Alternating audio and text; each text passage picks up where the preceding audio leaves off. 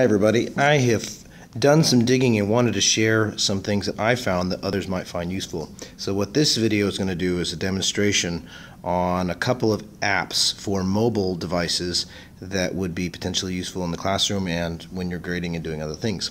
The two apps I'm going to cover are called Teacher Aide and Rubric Score. They're both made by the same group company person, and let me go ahead and show you.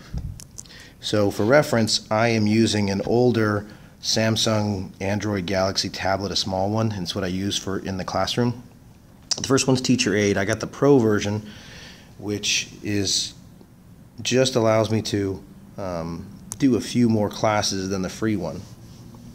What you'll see here is something that I use every day to take attendance, and it's kind of nice. So I go through the roll, and if Alec Adams was not here, I just tap it and I click absent, or I have activity days that I like to track, and if it's an activity day, I do activity absence, but if it's just a regular absence, I do absent, or if I just hold it, it'll change to the next one, so the late is the next option there.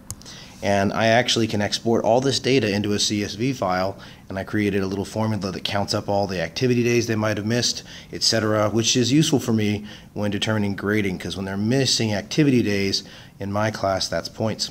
But nonetheless, this is not the only thing this app does. It also can act as a gradebook, and I actually have completely eliminated using Excel or anything online, and I put everything in here.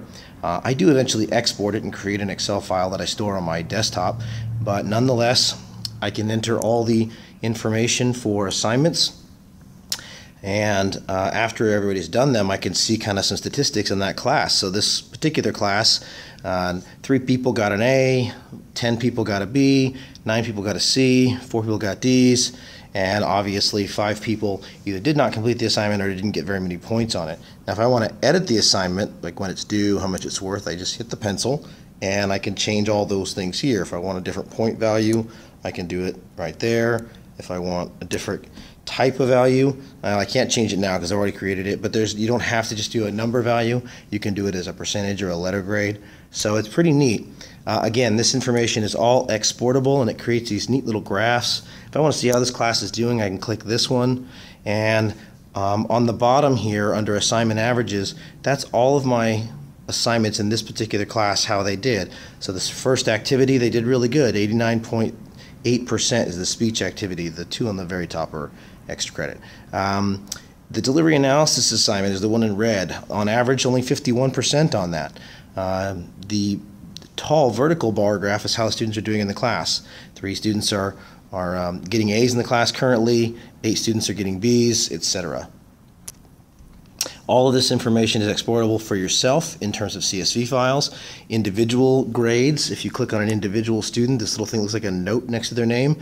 It gives you every summary thing you want. This person's only been absent once, they've been present 30 times. Here's their individual assignments. I can email this to them because I can import all of the names, student ID numbers, and email addresses from Banner, which I do regularly, and I can export it to myself or send them individual reports if I like. It's not foolproof. There isn't a one button that you can push that will send individual grade reports to every individual student.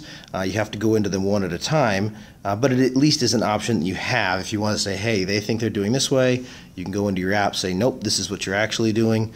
I have contacted the developer. They said that in the future they'll make it to where it's a one button and everybody could get a grade check, but so far that isn't there. So there's a lot of other things this app does, but I wanted to cover a few of the things I use mostly. The other one I wanted to show you is called Rubric Score. Now, I teach communication courses, and public speaking is probably the most common course, and we do a lot of in-class grading, and there's a lot of notes that we have to make for watching speeches, and while I still can do that and will do that in debate class and others, a lot of times my comments are very repetitive and sometimes hard to read because they're so fast, and then when I go back to finish up their grades after class or in the evening, I don't necessarily know what I wrote always, and nor do they. Whereas this, it's pretty simple. You click on a student, you click whatever student you want, and then it changes, and it normally would start without any green boxes. You choose the assignment you want.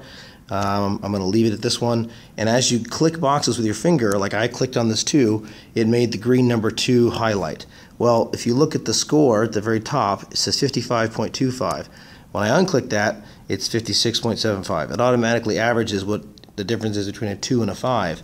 And all those things are, you can set them up. You can have as many as 10 columns and 10 rows. You can make the numbers in each row or each one of these boxes your own number, so you can set up whatever you'd like, and these little descriptions that are in each side, inside each one of these, are up to you to write in there as well.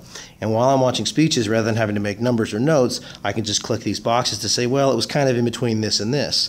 I have the ability to make custom comments, but if I do this tap for comments, you'll see I have a lot of these things that I write hundreds of times over and over, like for example, good energy and conversational quality, or they need more eye contact. So instead of having to write that every single time, I just open up these preset ones, I click need more eye contact, and then when the student sees this, because I can email them a screenshot, they don't have to try and figure out what it was that I wrote, they'll just see it all on the screen. And another nice thing is it keeps a copy of it in their email.